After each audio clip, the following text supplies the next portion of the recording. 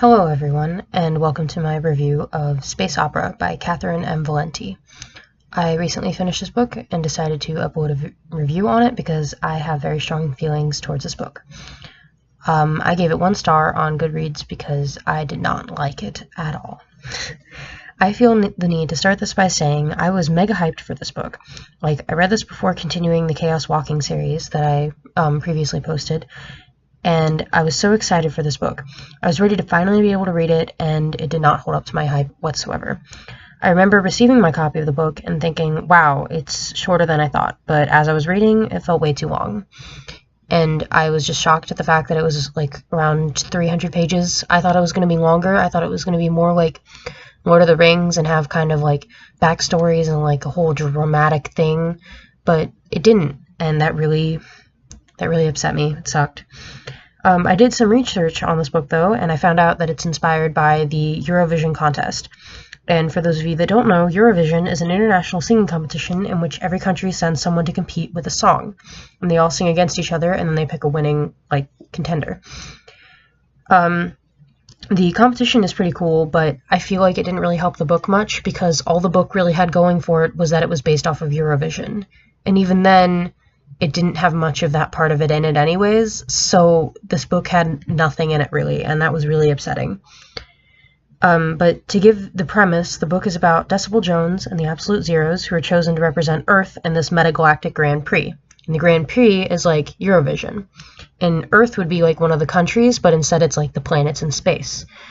And that sounds really cool, but the issue is that that's about as deep as the book goes.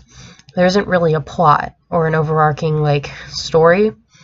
It's really bland, and it was really upsetting. I didn't like it.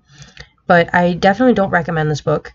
It's boring and a mess. The writing consists of confusingly long run-on sentences that make no sense and have lots of strange language. I read the first chapter of this book, and I almost stopped reading it because I hated it. It was terrible. It talked about how the world and planets came to be and how space was created, but the sentences were so long and just filled with these filler words, and it didn't make sense, and I didn't understand, and I almost DNF'd it, but in the end I'm glad that I didn't. I wanted to finish it because I was excited for it, but I also didn't enjoy it, and so it's kind of like a catch-22 of I don't know if it was good to read it or not in the end. But anyways, to give more insult to injury, though, I stated earlier the premise is as deep as the plot goes. In fact, I will actually just tell the whole story, because screw spoilers. If you want to read this book, go read it. I don't think you should, but if you want, go ahead. But I'm just going to give all of it because it's very quick and very easy. So everyone on Earth wakes up to a large blue flamingo alien telling them about their metagalactic Grand Prix singing competition. It says that Earth will be competing now and shows a list of possible candidates, but the problem is that all of the candidates have long since passed away except for Decibel Jones and the Absolute Zeros. They are the only ones that are still alive. So the blue flamingo alien takes Decibel Jones and his other member, Ort, up into space. While they are in space, they are on a spaceship that is flying them to the competition. During that time, they argue and try to come up with a song and reveal that they have another band member named Mira Wonderful Star who died before the band broke up. So back on Earth, they had their Space Crumpet albums, and they were huge hits. And then Des did something to Mira. Decibel Jones did something to Mira, and she passed away. And so the band broke up. And that's the end of that, really. So now they're kind of rejoicing and arguing and getting over that.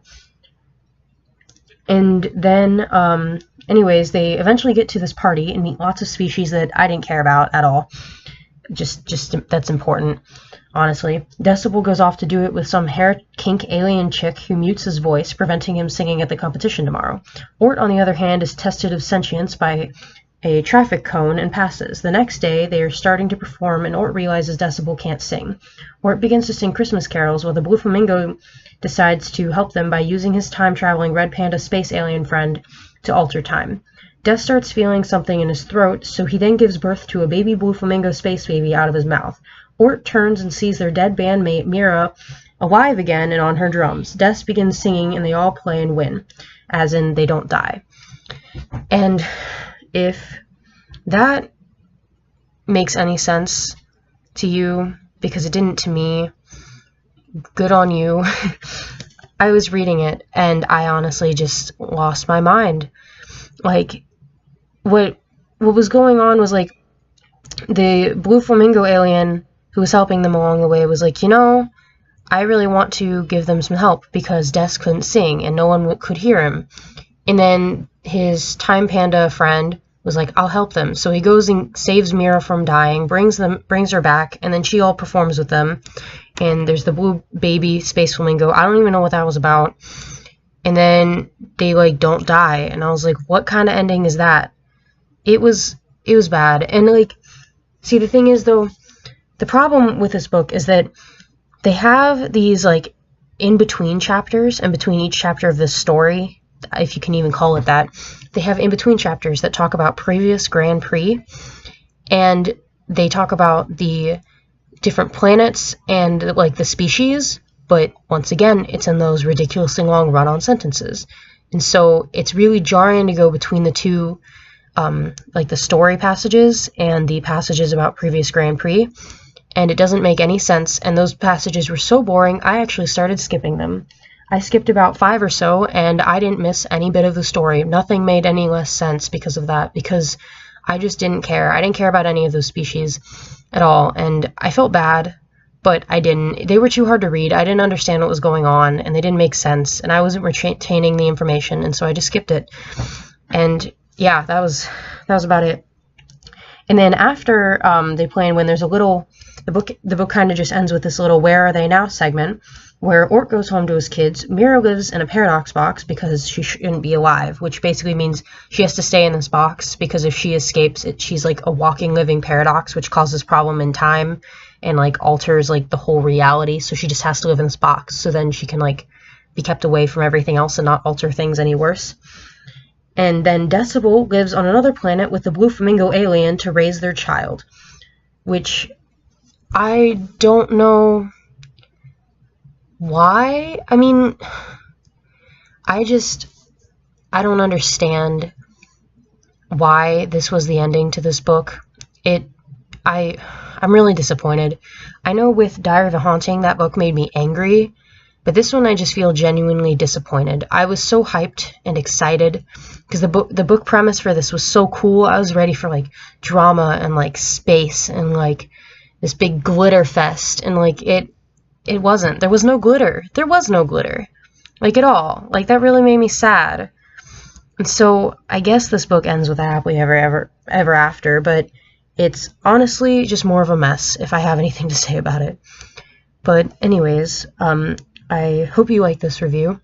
Like, comment, subscribe, whatever you feel like doing. If there's any books you want me to read, let me know. I'm always looking for more stuff to read because, you know, I like that stuff. I am going to be reading The Ask and Answer, the second book in the Chaos Walking series next. So stay tuned for that, and hopefully you look forward to it. But thank you for tuning in today, and I hope you enjoyed. Thanks. Bye.